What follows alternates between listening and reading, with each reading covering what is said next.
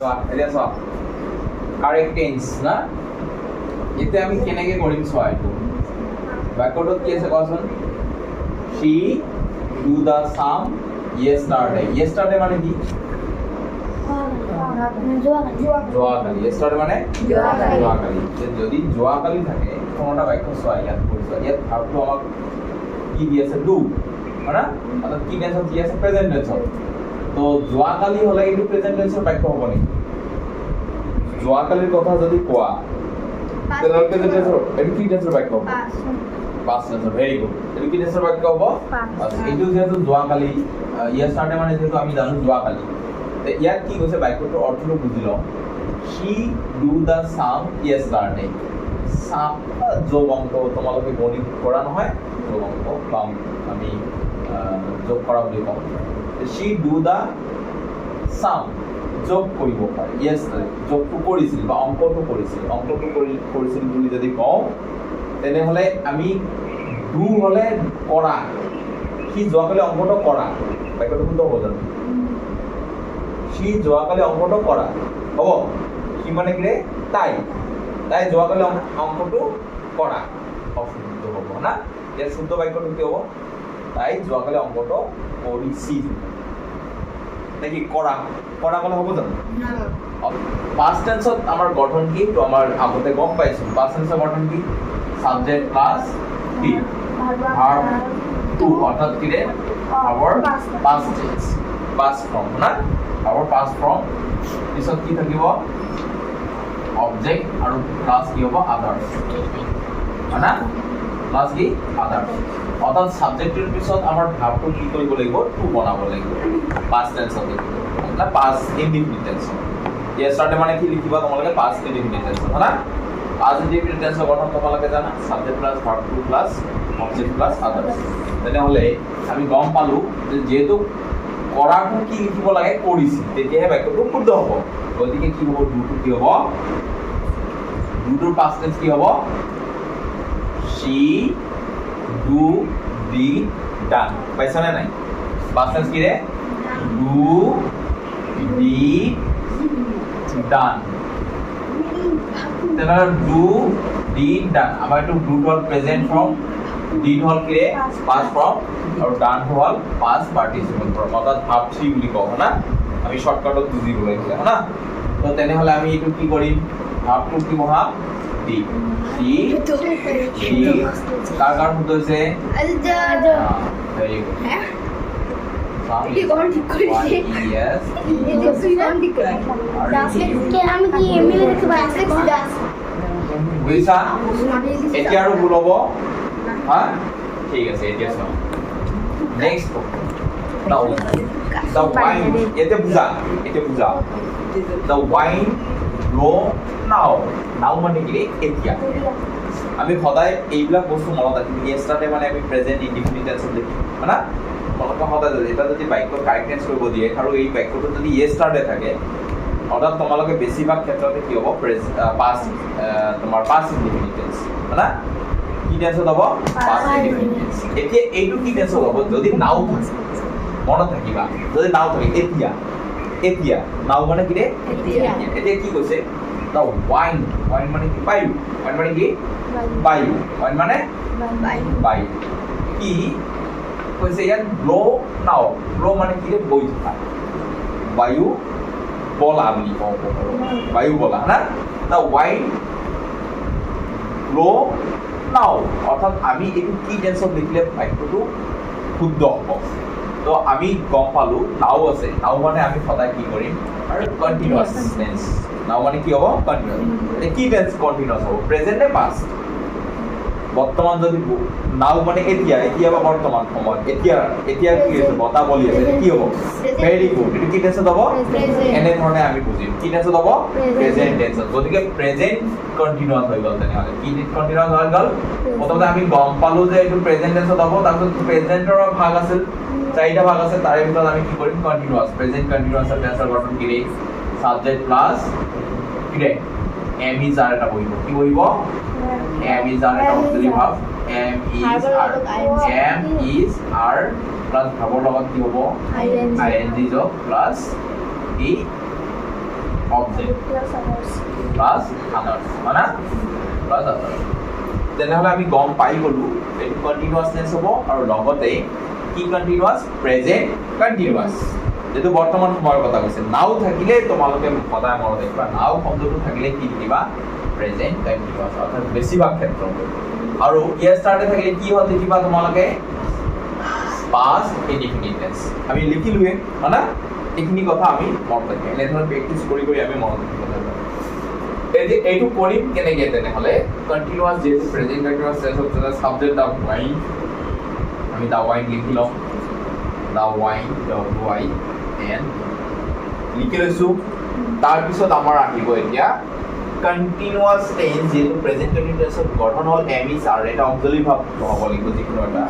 তো ওয়াইন দা ওয়াইনৰ লগত আমি কি বহাম এম বহাম নে ইজ বহাম নে Is আর বহাম আমি এম টু সদায় আইৰ লগত বহাই দিওঁ গতিকে এমৰ আমাৰ প্ৰয়োজন নাই এম বহোৱাৰ হয় না আই এম টু অকল আইৰ লগতে বহে এতিয়া আমাৰ বাকি থাকে ইজ আৰু আৰ যেতিয়া আমাৰ বহুত প্লুৰেল নাউন হ'ব যেতিয়া নাউনটো বা সাবজেক্টটো যেতিয়া প্লুৰেল হ'ব সেই প্লুৰেল নাউনত আমি আৰ বহাম আৰু যদি সিঙ্গুলাৰ হয় ইয়াত আমি সিঙ্গুলাৰ বুজাইছে না এটো কি নাউন দা ওয়াইন ইয়াত সিঙ্গুলাৰ নাউন বুজাইছে গতিকে আমি সদায় কি কৰিম ইজ বহাই কেতিয়া আৰ বহাম যেতিয়া আমাৰ যেটো সাবজেক্ট থাকিব বা যেটো আমাৰ কি থাকিব নাউন বা প্ৰথম যেটো সাবজেক্ট থাকিব এইটো যদি প্লুৰেল হয় প্লুৰেল হলে অৰ্থাৎ বহুবচন হলে আমি কি বহাম আৰ আৰু এক বচন হলে কি বহাম আমি ইজ আৰু এম টু কাৰ লগত বহাম সদায় আই যদি ইয়াত আই বহিলেহেঁতেন বা আই থাকিলেহেঁতেন তেনেহলে আমি কি বহালোহেঁতেন কন্টিনিউয়াস প্ৰেজেন্ট কন্টিনিউয়াস লিখিবলৈ হলে আমি এম বহালোহেঁতেন ক্লিয়াৰ গতিকে আমি গম পালো যে থাৰ্ড পাৰসন এইটো সিঙ্গুলাৰ নাম্বাৰ গতিকে আমি ইজ বহাই দিম কি বহাই দিম ইজ বহাই দিম ঠিক আছে দা ওয়াইন তেনেহলে কি হ'ব ইজ হৈ গ'ল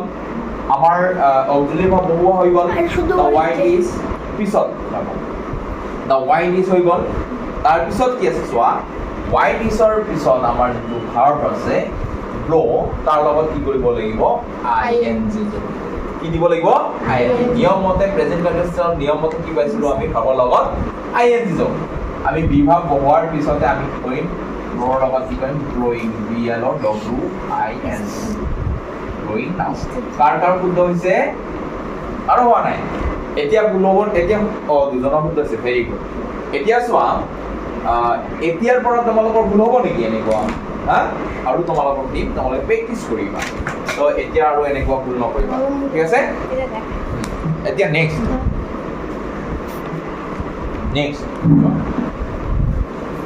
the train next to চোৱা এতিয়া মনোযোগ দিয়া হেফলে the train come at 7 am every day মই তোমালোকক আগতে কৈছো যদি every day থাকে ৰেগুলাৰলি থাকে তাৰপিছত punctually অলৱেজ থাকে ইউজুৱেলি থাকে আৰু পাঞ্চুৱেলি থাকে আৰু এভৰি ইয়াৰ থাকে এভৰি শব্দটো থাকিলেই every Sunday, every Monday. হ্যাঁ এভৰি সানডে এভৰি মানডে হয় না নহয় এভৰি শব্দটো থাকিলেই আমি সদায় কি কৰিম এইটো প্ৰেজেন্ট ইনডিফিনিট কি টেন্স লিখিম এই কথাবিলাক আমাৰ মনত ৰাখিব লাগিব যে এভৰি ডে এভৰি ইয়াৰ এভৰি মান্থ ৰেগুলাৰলি ইউজুৱেলি পাঞ্চুৱেলি এই শব্দবিলাক থাকিলে আমি অলৱেজ এই শব্দবিলাক থাকিলে আমি সদায় কি টেন্সত লিখিব লাগে প্ৰেজেন্ট ইনডিফিনিট টেন্সত তো প্ৰেজেন্ট ইনডিফিনিট টেন্সৰ গঠন একেবাৰে সহজ আমি পাইছিলো তথাপিও এবাৰ মনত পেলাই দিছো তোমালোকক যে প্ৰথমতে কি থাকিব এটা সাবজেক্ট থাকিব তাৰ পিছত কি থাকিব Verb one অৰ্থাৎ ভাৰ্বৰ প্ৰেজেন্ট টেন্স ভাৰ্বৰ কি থাকিব প্ৰেজেন্ট টেন্স মই শৰ্টকাটত কি কৈছো এইটো বুজাই দিছো ভাৰ্ব ওৱান বুলি বুজি লম বা ভাৰ্বৰ প্ৰেজেন্ট টেন্স এতিয়া আমাৰ কি কৰিব লাগিব অবজেক্ট বহাব লাগিব তাৰ পিছত কি আদাৰ্স হয় না তো গতিকে আমি এই নিয়মটোতে কৰিব লাগিব হয় না তাৰ কিছুমান কথা আমি কৰিবলৈ হলে ইয়াত কিছুমান কথা আমাৰ ধ্যান দিব লাগিব কি পৰিৱৰ্তন কৰিব লাগিব চোৱা আমি প্ৰথমতে সাবজেক্টটো বহাব লাগিব same to same the train বহাই দিলো দিছো দা ট্ৰেইন বহি গল এতিয়া আমাৰ করণীয় কি আমাক কি কৈছে যেটো কি কৈছে the train come at 7 AM every day 7 বজাত সদায় দিনে কি কৰে ট্ৰেইনখন আহে বা ৰেলখন আহে তো এই বস্তুটো আমাৰ যেটো প্ৰেজেন্টৰ কথা কৈছে গতিকে প্ৰেজেন্ট ইনডিফিনিট টেন্সত যেটো হ'ব তো প্ৰেজেন্ট ইনডিফিনিট টেন্সৰ গঠন যেটো সাবজেক্টৰ পিছত আমাৰ কি হ'ব মেইন ভাৰ্ব না অৰ্থাৎ ভাৰ্ব 1 ইয়াত কাম আছে কামটো ভাৰ্ব 1 হয় নেকি হয় না হয় ভেরি গুড আমি গম পাইছো এই কাম কাম এটো হল প্রেজেন্ট তাৰপিছত কেম এটো কি হ'ব কেমটো কি হ'ব সি এ এম ই কেমটো কি হ'ব পাস্ট আৰু কামটো কি হ'ব মনত ৰাখিবা কাম কেম কাম কামটো হ'ব প্ৰেজেন্ট অৰ্থাৎ ভাৰ্ব 1 আৰু কেম সি এ এম ই এই কেম শব্দটো থাকিলে থাকিব এইটো আমি বুজি পাম পাস্ট ফর্ম অর্থাৎ ভার্ব 2 আৰু আকৌ কাম আৰু কাম এই লাষ্টত প্ৰেজেন্ট হো একে আকৌ পাস্ট পাৰ্টিসিপল দুটো একেই লো অৰ্থাৎ ভাৰ্ব 3 টো একেই মনত ৰাখিবা হা কাম কেম আকৌ কাম বুজি পাইছা এতিয়া হল আমাৰ নিয়ম মতে ভার্ব 1 বহাব লাগে কি বহাব লাগে প্রেজেন্ট ইনডিফিনিট টেন্সত কি বহাব লাগে ভার্ব 1 তো এতিয়া আমি ভার্ব 1 ডাইরেক্টলি আমি কি কামটো কামে বহাই দিম হয় না কিন্তু এটা কথা আছে প্রেজেন্ট ইনডিফিনিট টেন্সত এইটো কথা মনোযোগ দিব লাগিব যে ভার্বটো তো ভার্ব 1 হবই কিন্তু আমি সাবজেক্টটো আমাৰ লক্ষ্য কৰিব লাগিব সাবজেক্টটো কিহত আছে কি পারসন আছে কি এক বচন নে দ্বিবচন অর্থাৎ কি সিঙ্গুলার নে প্লুরাল সেইটো চাব লাগিব হা আৰু কি পাৰসনত আছে আমি কি গম পালো তাৰ ট্ৰেন শব্দটো থাৰ্ড পাৰসন হয় না আমি ফাৰ্স্ট পাৰসন কি গম পাইছিলো কোৱাচোন ফাৰ্স্ট পাৰসন কি গম পাইছিলো আই আৰু উই আইটো হল কি অকল এজনক বুজাইছে অৰ্থাৎ কি সিঙ্গুলাৰ আৰু উইটো কি বহুত আমি উই মানে কি বুজায় আমি গতে উইটো কি হল প্লুরাল এটো কি পারসন ফার্স্ট পারসন এটো কি পারসন গল ফার্স্ট পারসন है ना तो सेकंड पर्सन की second person you second person की रे यू हां सेकंड पर्सन यू আকৌ এটো সিঙ্গুলার নম্বৰ ইউ আকৌ কি হ'ব প্লুৰাল নম্বৰ ইউ এ বুজায় है ना আর বাকি যিমান শব্দ আছে সকলোবিলাকে কি হয় থার্ড পারসন বহুত ওয়ার্ড এনেকুৱা আছে যিবিলাক বস্তুৰ নামৰ পৰা আদি কৰি জন্তুৰ নামৰ পৰা আদি কৰি যিমান নাম পাও এই সকলোবিলাক কি হ'ব থার্ড পারসন মনত থাকিব ট্রেইনটো কি পারসন হৈ গল এটো থার্ড পারসন তেনেহলে আমি থার্ড পারসন আৰু কৈছিলো হি সি এনেকে বুজাইছিলো যদি ব্যক্তি বুজায় মানে নহয় হি সি এজনক বুজালে রাম এটা নাম বুজালে বা ট্রেইন যিকোনো এটা বুজালে এটা বস্তু বুজালে কি বুজাব আমি থার্ড পারসন সিঙ্গুলার নম্বৰ কি বুজিম আমি third person singular number clear কথাটো যদি প্লুৰাল হয় অৰ্থাৎ আমাৰ এনেকৈ বহুত বিলাক যেনেকুৱা যদু এন্ড মনু দুজনক বুজালে বা এনেকুৱা বয়েজ দিলে B O Y S boys বা they T H E Y they মানে কিহত হয়না এনেকুৱা যদি বহুত ইয়াত বয় মানে এজন হ'ব তেতিয়া থাৰ্ড পাৰসন সিঙ্গুলাৰ নম্বৰ যদি এস যোগ হৈ যায় তেনেহলে হ'ব third person plural number clear কথাটো এতিয়া দা ট্ৰেইন ইয়াত ট্ৰেইনছ এস লগাই দিছে নেকি নাই দিয়া বহুত কেইখন ট্ৰেইনৰ কথা কোৱা নাই ইয়াত গতিকে এইটো কি হৈ গল থার্ড পারসন সিঙ্গুলার নাম্বার কি হৈ গল এটো থার্ড পারসন সিঙ্গুলার নাম্বার যদি থার্ড পারসন সিঙ্গুলার নাম্বার হয় তেনেহলে ভাৱৰ লগত কি যোগ হৈ যায় এস বা ইএস যোগ হৈ যায় মনত থাকিব কেতিয়া এস বা ইএস যোগ হৈ যাব যদি ভাৱৰ যদি সাবজেক্টৰ প্ৰথম যেটো কি শব্দ আছে সেই শব্দটো যদি থাৰ্ড পাৰসন সিঙ্গুলাৰ নম্বৰ হয় কি টেন্সত প্ৰেজেন্ট ইনডিফিনিট টেন্সৰ কথা কৈছো দেই প্ৰেজেন্ট ইনডিফিনিট টেন্সত যদি subject to third person singular number হয় তেনেহলে ভাৰ্বৰ লগত এস বা ইএস যোগ হ'ব গতিকে ইয়াত কি আছে গতিকে আমি কি যোগ দিব লাগে অকল ফৰ এস হয়না তাহলে কামটো কি হৈ যাব কামস আগে ঠিক করে 7 am EPD E P E R O EPD বুজি পাইছা ভেরি গুড এতিয়া নেক্সট আমাৰ লাষ্ট যেটো ডি নম্বৰ সেই ডি নম্বৰটো কাৰ শুদ্ধ হয় এইটো আমাৰ সি নম্বৰ কাৰ শুদ্ধ হল 1 2 3 4 5 6 7 ভেরি গুড 7 জনের শুদ্ধ হৈছে কালি আজ তো কালি দিয়ে আলোচনা লেগে যাচ্ছে শুদ্ধ হয়েছে ঠিক আছে এতিয়া নেক্সট এতিয়া চোৱা নেক্সট নিতু এতিয়া এইটো বুজা নাই এতিয়া হা চোৱা নিতু মনোযোগ দিয়া নিতু কাম এইয়াতো সেম ভাৰ্ব দি দিছে হনা নিতু কাম হিয়াৰ জাস্ট নাও তো তোমালোকে মনত ৰাখিবা জাস্ট নাও থাকিলে কি টেনচন বা কিহত আমাৰ প্ৰকাশ কৰিব লাগিব জাস্ট নাও এই মাত্ৰ কি বুজায় এই মাত্ৰ ধৰা মই এই মাত্ৰ আহি পাইছো মই এই মাত্ৰ ষ্টেচন পালোহি মই এই মাত্ৰ বৰষুণ দিলেহি বুজি পাইছা না মই এই মাত্ৰ ভাত খালো এই মাত্ৰ মানে কি অলপ আগতে হৈ যোৱা কাম হয়না অৰ্থাৎ কি হ'ব প্ৰেজেন্ট পারফেক্ট টেন্স কি টেন্সত হ'ব প্রেজেন্ট যদি জাস্ট নাও থাকে প্রেজেন্ট পারফেক্ট টেন্স হ'ব মনত থাকিব প্রেজেন্ট পারফেক্ট টেন্সৰ গঠন এতিয়া আমাৰ জানিব লাগিব তোমাক মনত পেলাই দিছো প্ৰেজেন্ট পাৰফেক্ট টেন্সৰ গঠন কি এটা কি থাকিব সাবজেক্ট থাকিব তাৰ লগত কি থাকিব হ্যাভ নাইবা কি থাকিব হ্যাজ মানে নহয় মনত ৰাখিব লাগিব আমাৰ টেন্সৰ গঠন আমি কাৰেক্ট টেন্স কৰিবলৈ হলে টেন্সৰ গঠন সম্পূৰ্ণ আমাৰ মনত ৰাখিব লাগিব হা তো হ্যাভ বা হ্যাজ তাৰপিছত কি থাকিব ৰে ভাৰ্বৰ লগত অৰ্থাৎ ভাৰ্বৰ থাৰ্ড ফৰ্ম অৰ্থাৎ কি হ'ব ভাৰ্বৰ থাৰ্ড ফৰ্ম নাইবা ভাৰ্বৰ পাস্ট পাৰ্টিসিপল প্ৰুফ যেনেকুৱা কাম যদি থাকে কাম কেম এইটো ভাৰ্বৰ কি থাৰ্ড ফৰ্ম অৰ্থাৎ কি ৰে পাস্ট পাৰ্টিসিপল ৰূপ